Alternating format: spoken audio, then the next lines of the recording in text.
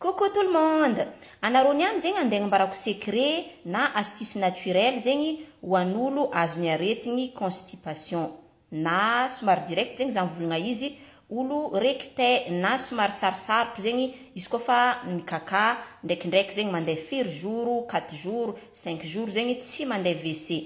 Aretigny zo izy io zegny aretigny ty somary tsy dia fikoragn'olo matetiky. Nefa maro tegna maro olo miegny agnatiny aretigny constipation zay. Ke andeha hazaveko aminareo zegny ino astuce naturelle mahasitragna izy. Tegna hoe 100% efficace zegny ny astuce andeha ambarako ty ke tandrangasanareo jusqu'à farany avô partagenareo amin'ny namagna karaha igny mba hitandreo zegny hoe izy io kony misy raha naturel misy astuce naturel kony mahajanga zo mahasitragna izy.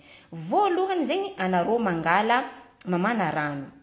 Fanenareo rano de ataonareo agnatin'ny vera karaha io na tasy mety fo de asianareo tantely pure. Tantely zegny izy tantely pure, izy koa rano zegny vera araiky de ataonareo tantely sotro araiky.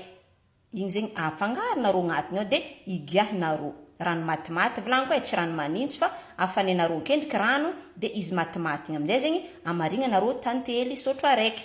Arakaraka ny quantité hitanareo eo fulay mety de igny zegny igiahinareo.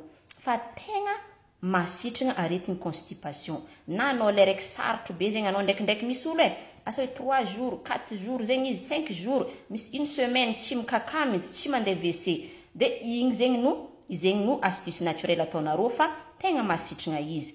Ankoatran'zegny koa zegny astuce faharoe io tamarin zegny zo madiro. Le fagnanaovan'olo jus de tamarin regny. Mividy karaha igny anareo de ampangotrahigna.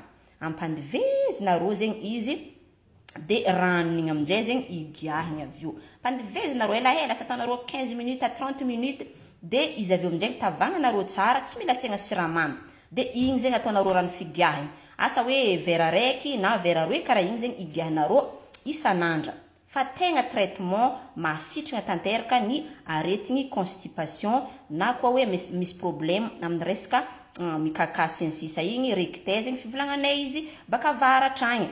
De ataovanareo essai ataovanareo essai zegny fa izy koa fa astuce zaraiko agnaty page ty ato de fa izy 100% naturel ary 100% efficace. Ke zegny zegny astuce tsika niany aretigny constipation izy nazaveko teo igny zegny ny astuce naturel mahasitragna izy. Mazotoa anareo magnaraka page fa tsy tsaratra zaho izara zavatra mahasoa agnaty page ty ato. Conseil madinidiniky misy astuce naturel maro isan-karazany zegny partageko agnaty page ty ato ke mazotoa anareo magnaraka page. Bisous!